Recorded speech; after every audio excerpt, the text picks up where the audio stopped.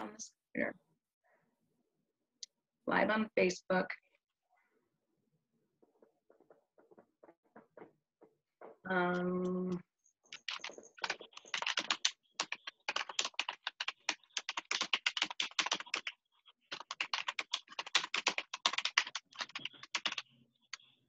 Okay.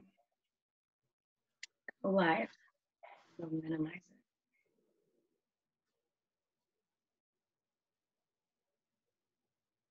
Live on Facebook. It says it on All my end. right. Yep, we're live on Facebook, and I'll have to minimize my Facebook so you guys can't hear once it pops up. So, hi everybody. I am doing a Facebook Live with one of my friends from college, Eric Schellenberger. I have found, for me, I am Gwen Peterson, and I'm a certified health coach, and I have had the really great life lesson of finding people in their lives that maybe are not health coaches with me, but they have just kind of figured out how to, if you want to say, get out of their own way and create the success that they would like to see in their life. And so when I was kind of telling Eric that I was thinking about this, I thought, hey, he might be the right guy to start as my first live video. And so basically, I will be creating a Facebook page called Mind Shifts of Success, where you'll be able to see these playbacks. I will be having a YouTube channel, and they will be uploaded to a podcast channel as well. So wanted to introduce you to Eric and tell you a little bit about our history and how we met, because it's such a perfect story of starting to kick off these live stream podcast sessions. So Eric and I, we figured out that I think we met 25 years ago, about probably this week. I came from California up to the University of Utah here in Utah. And so I started summer session right after I graduated from high school, and I met a guy in our class that my roommates and I clicked with. His name was John Ma, and so we started hanging out with him, and in comes Eric. And Eric was not going to the University of Utah. He was a different breed than I was used to, because I was used to go work for the man, get the college education. That's what creates success in life. And so as Eric and I got to be friends, and as you can see, he's a good looking guy. And for you guys that'll listen to the podcast, you can't see it, but trust me, he's a good looking guy. But for me, when I remember Eric, our buddy John Ma was like the king of matchmaking. He kept trying to get Eric and I to create a relationship. And my 18-year-old brain was saying, Eric is not going to create success in life, because his goals are not to work corporate America. When I met Eric, he was working probably 3 jobs, had the nicest truck out of anybody that we knew, and he was building the snowboard park the first year. That was the first year I think I met him, that he built the entire snowboard park for Park West, which is now a whole nother Canyons resort in Park City. But my point being that he was the guy that was working, but not getting the education that I was getting. And that was why I never engaged in John Ma's antics to start a relationship, because I couldn't see what he already saw. So it's so perfect that we're circling around today on the 23rd of June, because 4 years ago, I ran into John Ma today up in Park City, and that feed came back up on my Facebook today. And so just kind of fun how life circles back around when you're working on building success in your life. So I wanted to bring Eric on because, as Eric realized, working is just working. You get to, the way I say it, get out of your own way and figure out how to actually create success for yourself. So Eric has a really great marketing business. He can tell you more about that, but I wanted to have Eric come on and tell where we met from college to where he is today, and what shifts he's made along the way to create the success that he wanted to in life. So Eric, with that introduction, I will turn it over to you. Awesome, thank you. Yeah, that is such a funny story. Every time I hear it, it brings me back to 25 years ago. That's crazy. But yeah, I was just a little punk kid who didn't really have a lot of respect for we were talking about the man, and that's really what it was. Is I just didn't want to fit into that mold, because back then I think I've always had the same mentality of I want to do it my way, and I want to do everything how I want to do it. I wasn't a big fan of being an employee, even though I have been that entire time. I always thought I can do it better, I could do it bigger, I got it all figured out. Well, turns out back then I really didn't. And just like everybody who's young and stupid, is you think you know everything, and I didn't know anything. And back then, it was really tough to create a business because we didn't have cell phones and internet. We didn't have anything that you can use for free today to get this huge reach like we are right now. And so it was a bit of a disadvantage back then compared to living today. Is awesome. So anyway, so I started businesses. I had an off-road shop in Moab, Utah that I had for about 3 years. And that was the same mentality. I knew I can do it better. I know what I'm doing. And that eventually failed, but I learned so much from it. And that's the first time I had a website. That's the first time I even had an email address, was during that time. So evolved from that, and eventually got into, I've been in and out of the bar business, the restaurant business my entire life. Off-road restaurants and bars is my whole life. So when I got more into restaurants, I started doing restaurant marketing, bar marketing, about a decade ago. And I worked for some pretty big corporate chains as an employee, of course, and learned a lot from that stuff. Learned a lot. I was the marketing director for one of these chains with 13 locations, and I was the marketing department. I was the only guy. So I was the graphic designer. I was the web designer. I was the social media guy. I booked the bands. I did everything for this company. It was crazy, the amount of work that I did at the time, thinking like, why am I doing this? And I don't ever say no. So every time the boss says, hey, can you do this also? Yes, I'll do it. And so he was taking advantage of me, but little did I know, I was learning so much stuff. Now I can do every single aspect of marketing myself. I don't need to get a hold of my team of 10 people. I am the team. So that's helped me considerably.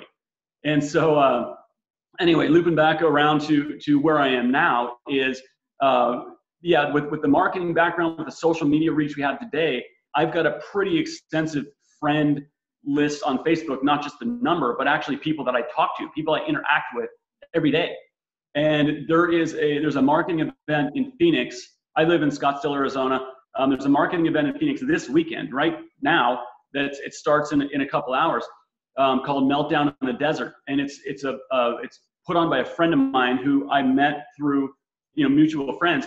It's an entire weekend of networking, marketing training, and basically getting to know people that I only know through Facebook.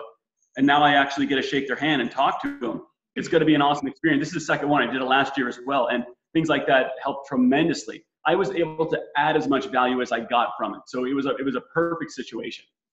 Good. Well, let me back up, because you said something that I didn't even remember about your past, that you had started that off-road shop and it failed.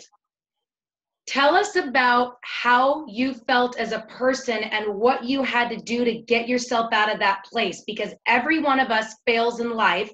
And for you, that obviously was just a bump in the road. It was a major bump in the road, but tell us more about that.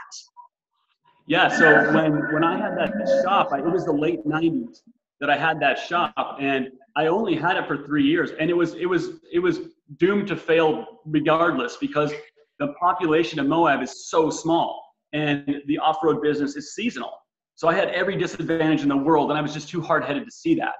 Everybody kept telling me, are you sure? Like the season's really, you have the spring and you have the fall, and that's it. And you're going to be dead in the winter, you're going to be dead in the summer. And no, I got it all figured out. So anyway, I did it. And when I finally decided, like I did the math, and I was like, look, it's just not in the numbers for this to succeed long term. When I closed it down, I went to work for Four Wheel Parts, which is the biggest nationwide chain of off-road stores in America. It is the man for sure. It's the biggest, you can't get any more corporate than they are. And it was pretty humbling going from working for myself to being, having to clock in at a certain time and be there at a certain time and answer this guy, and why do your numbers look this bad, and blah, blah, blah. And I was a pretty good salesman there. I really was. And I was at the top of the sales guys all the time, but it was because of my drive, and it's because of the knowledge I already had in the business. But that was a really tough transition. And I eventually got back out of that and thinking of, I felt like such a failure. Like, look, I can't do this myself. And I tried it, I failed. I'm just gonna slide back into punching a clock for somebody. And I did that for a while. But then once I realized, I got some more training later in life and realized that you've heard it 100 times, is you don't win or lose. Either you win or you learn. You never fail. So that was a learning experience. And that was one of the big shifts for me was, look, I don't have to punch a clock. I do know what I'm doing. And if I stumble, it's gonna happen. You're gonna stumble, you're gonna have failures, you're gonna have setbacks. It is a part of learning, it's a part of progress. So it was a good thing that happened. Good. I love that. I unfortunately seem to find myself writing that saying every time somebody says that, you win or you learn. And wow, that you, like you say, you can look at it as a failure and losing, or you learn. And our company talks a lot about the obstacle is the way, because if you didn't have obstacles, you wouldn't learn. But a lot of people quit in that learning phase, you know? And so tell us then, you went to the bigger chain, you learned a lot. I'm sure, like you say, it was humbling to see what they were doing that you would have done different, because you've already done it. You just didn't figure out how to make it kick out dollar signs. Where did you go from there? So I got, after that job actually transferred me here to Arizona. And I worked for them for, a couple more years until I figured out, man, yeah, I'm a good salesman. I'm good at connecting with people. I wasn't great yet. I was pretty good. And it was, the automotive business just it's such a fickle industry. And where we were was, you had people that loved you or they hated you. And there was no way to get the haters back. So it was tough. I got back into, and I was, get this, I don't think I told you this, I was a web design intern at 35 years old. Oh. Which is insane. Wait, how old are you now? What's that? How old are you now? Right now. 5 days, I'll be 46. Oh, we probably celebrated our birthday together. Because what's your birthday? Yes, June 28th. We did. That's right, and I'm July 1st. So yeah, I'm sure we did that first year. A lot of that's wiped out my brain now. That's way too long ago to remember. But yeah, so you said you're 40. What now? Going to be 40. Going to be 46. 46. Okay, so and at 35, you're a marketing intern. So you've had a little bit of growth in the last 11 years. Yeah. So when I did that, I had a little bit of money, that I could. And I didn't get an income for 6 months, probably 8 months when it was all said and done, because I was an unpaid intern learning web design and graphic design in this little like mom and pop shop. That it was insane. That looking back, it was the best thing I ever did. But at the time, I was like, what the hell am I doing? Like, I'm 35 years old. I'm not making a dime, and I'm sitting in this this office that's smaller than my living room, and just kind of going through the motions and learning this stuff. But learning web design was probably the most value I got out of that entire decade. Because if you know how to design a website, if you can use Photoshop and make a flyer, if you have an artistic mind enough to make that stuff, then you're invaluable. You can use those for anything, any business, no matter what business you're going to be in. You're going to need those skills. You either pay for it or you learn it. I didn't want to pay for it. I probably couldn't afford it, so I learned it. And those really were the most valuable things I think I've learned in 10 years. It was insane where that got me. That got me my first job with the first bar that I worked at. And let me ask you, so while you're working, not getting paid, and I can guarantee that chatter in your brain was massive, that you were 35 years old, not getting paid. How did you, in that multiple months of learning, override the automatic thoughts that most people think of? I'm a loser. Why am I doing this? I'm 35 years old. Like am I correct that you had all that going through your brain? Oh, of course. Yeah, that was a daily thing, is you're second guessing yourself the whole time. But I knew that I didn't want to go back. I was less miserable being an intern, unpaid, than I was punching the clock for somebody that I didn't like. I mean, we've all gone to those jobs we hate. When you get up in the morning, you're just like, oh my God, I got to go to that place again. I hate that place. I hate my boss. I hate my coworkers. It's so miserable. It is draining.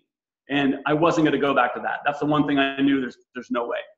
So you were going for bust. If you lost everything you had, you weren't going back. Yep.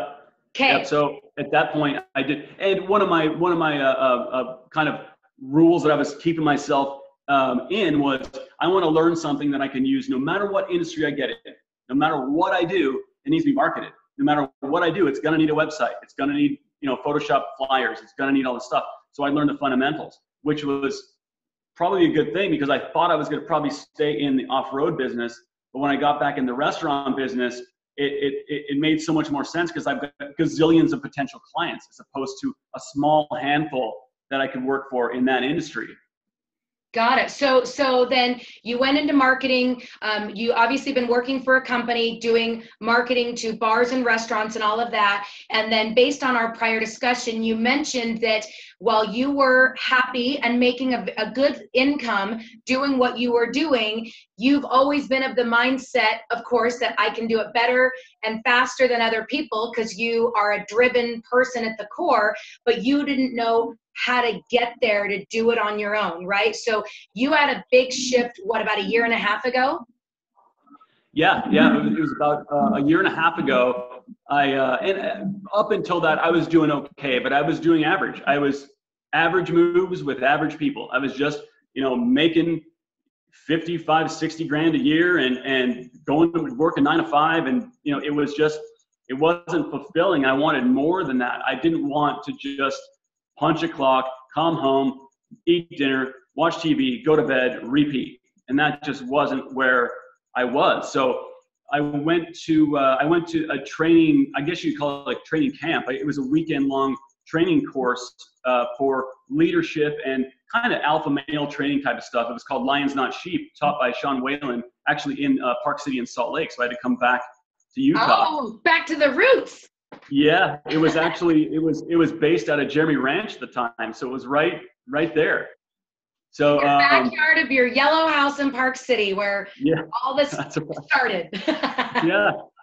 So it was honestly life changing. It was I learned stuff that it's those, you have those mental blocks and all those blocks to progress and all the things that you keep telling yourself, like, I want to do that. I want to live that lifestyle, but I just don't have the skills, or I'm just not that guy, or I'm not that outgoing guy that really wants to connect with people. I want to do my own thing in my own little shell.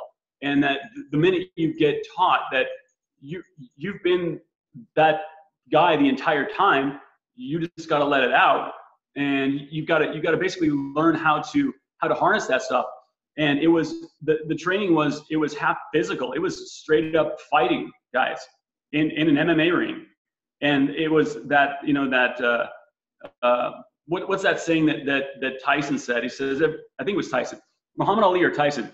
He says, everybody's got a plan until you get punched in the face.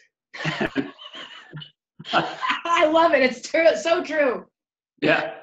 I've always loved that saying, because it is so true. And they kind of taught me that, even if you get that proverbial punch in the face, how do you get back up? And it's how you continue that defines you. And that physical part of it really, really helped my mental, walls, and getting out of my little story I concocted for myself, and being genuine with people. And one of the big things that it taught was just what you teach, is when you're helping others and when you're actually providing value for other people without expecting anything in return.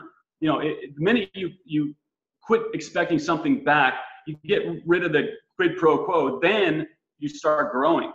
Because if I'm the expert in my field, I can't expect everybody that I'm teaching some little tidbit to pay me for it. It's just ridiculous. It's not realistic. But not a lot of people think along those lines, except for for minds like us. But it's so easy to get there. A lot of people just can't get to step one. Right. Well, and so let me ask you, because like I went through a similar training about 8 years ago. And I guess for me, what I wasn't fighting other, well, I guess we were fighting other people. Now that I think about it, we were hitting, getting the anger out so you could get the anger out of the way to then really look at what was lower. And what I learned about myself, and I'll be curious if you learned this about you, is that the things that I always felt were my weakness were actually my strength. I just didn't know how to use them properly. And am I correct that you, because like I say, you've always been this powerhouse person, driven, push forward without the stops, but it was coming from a place of anger based on whatever it came from. What did you actually learn about yourself that were the things that actually were holding you back and you didn't even realize it? It was mostly the whole self-doubt thing. Everybody that doubts themselves, if I doubt myself enough, I'm going to convince myself that I can't do that. And that was something that held me back the longest time. And I get it to this day. Even though I'm in marketing, I'm basically a salesman to some degree. I'm selling marketing tools to bars and restaurants. So I have to talk to people on an authentic level, and I have to be very open and honest and full disclosure all the time. And I have to be, I have to structure it a certain way to where I'm not coming off phony, but every time I don't connect with somebody, like not if they just don't buy my product, but if I don't connect with them and 5 minutes in the conversation, they're just like, look, I'm out. This is not me. And then I start doubting myself again. I'm like, oh man, did I lose it here? Am I not as good as I think I am? And it goes through my head all the time. Every time I get turned down, the self-doubt comes back. And I'm just like, oh, what did I do wrong? Like, how can I fix it? How can I change it? What do I need to modify to fix myself? And you're never, ever going to close 100% for the people out there. There's no chance. So failure is so much a part of sales that if you don't expect to fail in sales, don't get into it. It's never, ever going to be 100%. Right. Well, and I think it's even in life I don't even think it's about sales. It's about if you decide you want something different. Like I wrote down that you said you knew that you wanted more. You just didn't know how to get there. And whether it's a sales job, whether it's anything, I think most people want more, but that dialogue of when they try and they fail, which failure is inevitable, it's like that saying, it's not about how many punches you can take, it's what happens, how you get back up. Ultimately, I guess I would say you have, what I think I hear you saying is grown your self-confidence, that at the beginning you were taking those hits and you were staying down and it took you long time to get back up, where now you walk out and you self-analyze and go, okay, what part of that was about me and what part of it was about them, right? Which Yep. you had to figure out that shift of it not always being about you, it was sometimes about them as well. Yeah, absolutely. And that whole concept, you can relate to anything. You can relate it to your relationship. You can relate it to your friendships or any relationship with another person, whether it's professional or not. Yeah, there's a lot of times where everybody's in their own head about what did I do wrong and how can I fix this, and I'm a terrible person because of A, B, and C. Yeah, a lot of times it's not you at all. There's certain things you cannot change with somebody else, and when you learn to finally move on mentally quickly, that's when you get over stuff like that. Right. Okay. And so we haven't dialogued this, but I'm curious because you know how every conversation people walk away from and they immediately have their own concepts about what just happened, right? So yeah. I'm curious. So those of you guys that don't know, Eric and I haven't actually spoken for, I don't even know, when was the last time I saw you, Eric? Do you even know? No idea. It had to be 20-some years ago. 20-something years ago. And so finally, Eric does a lot of these really great Facebook Live videos about marketing. And he said quite a few little things that I listened to literally just 3 weeks ago, driving back and forth to Idaho. So I was like, you know what? I need to reach out to Eric. I have some questions for him about what I do. And then finally, we decided to get on the phone and I talked for probably about 45 minutes and he listened and interjected. And when we got off that phone, so I'm going live because, again, what you see is what you get. I hung up that phone going, oh my gosh, I have not talked to him in I don't know how many years. I was rattling off about all about me and what I am hoping for, looking to create. And I didn't even ask him any questions about him. I know better than this. What was your dialogue? So I was beating myself up the minute we hit end. What was your dialogue? Because I want people to see there's always two sets of dialogues, and it's the lies we tell ourselves may not always be true. So be honest if that was what you were thinking about me or what your dialogue was. No, it wasn't that at all. I love hearing about your story and where you came from and the whole, how you got into the coaching and teaching healthy lifestyles. And that's the whole, one of the guys that I was in the training thing with is a nutrition coach. And he's since actually moved here to Scottsdale. And his kind of background is similar. He teaches people that were in your same, position, and someone who's just like not paid attention to their health. And I loved your story. So it wasn't that you weren't monopolizing at all. That was great to hear. See, so that's kind of, like I say, I'm gaining so many great nuggets from just this dialogue, but I think we're finding that what the overview of this is, that negative chatter can make or break you. And no matter how much success you have in your life, Eric walks out of a meeting with somebody and immediately most people's dialogue goes to negative before they bring it back around to positive, because we're always, if you're trying to become better and hone your skills, you're looking immediately at how do I change that. And so I think this was a perfect thing to just bring up about how we hung up the phone and the whole time I was like, oh, I haven't even, and where he's like, great, let's keep this dialogue going. So I guess what I wanted to kind of wrap up with is, like you're talking about, you have had a lot of punches in the face, going down, pulling yourself up from your bootstraps over and over and over. And I always feel like these lessons in life are pivotal moments created for us to choose what our outcome gets to be. And we can lay in the dirt and let life hit us, or we get back up and try something new. So as you asked me, and I've had a couple people ask me, what's the purpose of me creating these stories with the people that I'm on with? I'm not selling anything. I have a lot of people that I'm friends with on Facebook that are working 8 to 5 jobs, very unhappy, or they're even working your own off-roading business that are unhappy, and they just can't figure out how to get out of their own muck to just create a little better life. And not that I'm trying, I'm not going to be bringing people on that are millionaires. They're just people that have figured out and made their life a little better through incremental shifts. So if you were to give those people that are in that space right now, in year and a half into your off-road shop, figuring out what you were doing wasn't working, what would you say to those people that are in that space right now? Well, I think that, no, I don't think I know that a bad attitude is a decision. It's not something that you have to live with. A great attitude is a decision, and you have to make the decision to be positive. And it sounds, everyone's like, yeah, heard it a million times, but it's so true, is that once you make that click in your head, it's, positive focus. Once there's a way to turn every single negative into a positive, no matter what it is. And when I was taught that, I was like, no, I don't think so. There's things that are extremely negative. And we went through drills and people would bring things up. What about this? What about that? And our coach at the time would say, because of this. And we would be, oh, I guess you're right. That is a positive.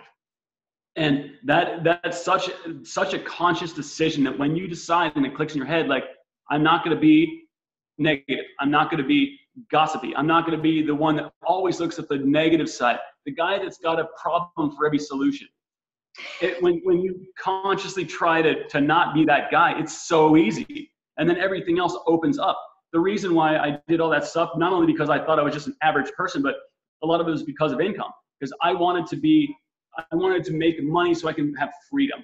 It wasn't about buying shiny shit. It was about having freedom. And since I've made that decision, to be positive, to connect with people on the same level, surround myself with people thinking way up here, and I had to make some, cut some social contracts. I had to get rid of some people that were dragging me down. And if you surround yourself with those type of people, they're going to bring you down for sure. And, once I started surrounding myself with the right people, everything started growing as far as everything. And over about a 6-month course, when my business really took off, my own personal business, I doubled my income in about 6 months. And that was what I wanted. And a lot of people aren't in it for the money. It doesn't matter. Whatever you're in it for, whatever that factor is, your happiness, your relationships, is going to double within a short amount of time. And so I work half as much as I did before. I make twice as much money. And that's just because I've consciously thought about it. I use the tools given to me and I stay positive, and it absolutely works.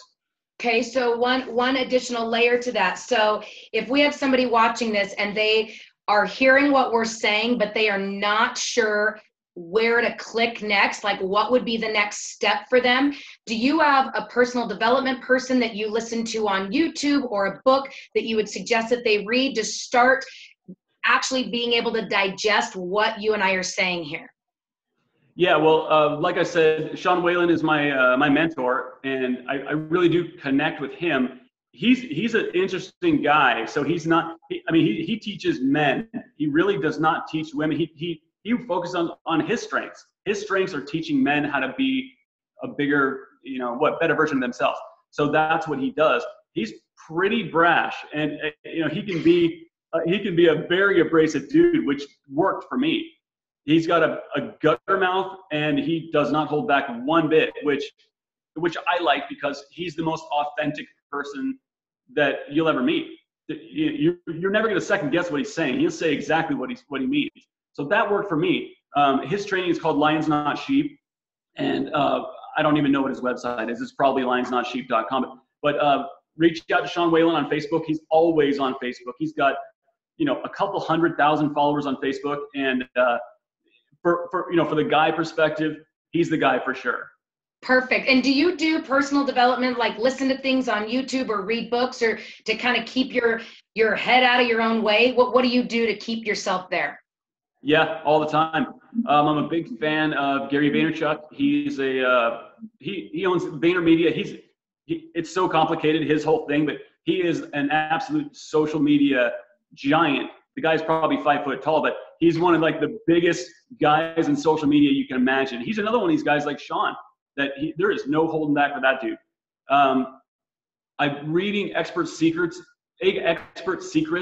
from Russell Brunson right now, and it's all about marketing, building funnels, and driving traffic to it's a business book. But I've read all those personal development books, The Way of the Superior Man, and Steal Like an Artist, and all those types that Sean recommended. I read those, and then built on top of that. And everything that I read is kind of the same things you see going around, that a lot of these same like-minded people read. Think and Grow Rich, read that one, which it's great stuff. So yeah, I do a lot of that stuff. I keep on it every week. I do something like that. Perfect. Yeah, and I think that's the key. Is I am finding a resounding similarity that almost everybody that I've talked to that is really creating what they want in their life, they all have read Think and Grow Rich. It's really, it's so old, and a lot of them have read Og Mandino, Greatest Salesman in the World. Those are two ones that I seem to hear that every single person has read, that spoke to them to help them make that shift. So I think that if somebody's watching this there and they don't know where to start, those are two great places to start, because it's pretty basic but high level stuff to help you get out of your own way. So with that being said, Eric's given us a lot of his time, and obviously he does do marketing as his real job, even though I think he likes doing what we're doing here. No, I'm kidding. But so Eric, will you just tell them a little bit about what you do and how to reach out to you if they have a need for your business? Yeah, I'm always on Facebook. I think my friend thing is capped out at 5,000. It may not be, but if you, by all means, send me a friend request. I'll accept it from anybody who's interested. If it caps out, you can always follow me on Facebook. And my website is barmarketingbasics.com. And yeah, it's techniques and tips that are leaning toward bars and restaurants, but 90% of them apply to anybody. They apply to anybody who's got their own business or almost, you know, wants to have their own business. A lot of it's kind of motivation. A lot of it's instructional. So, you know, don't let the small vertical of bars and restaurants leave you out of it. Check it out. Yeah, because I think I might be reaching out to Eric to help me make the Mind Shifts of Success website to hold. All right. So anyway, well, thank you, Eric, for your time.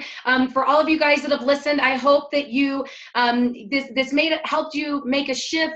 Even just a small shift, something that was said was meaningful for you. And please comment below on the video to let us know what you thought, what you'd like to hear more of. And just want to thank Eric for his time. So see everybody later. Bye, guys. Thank you.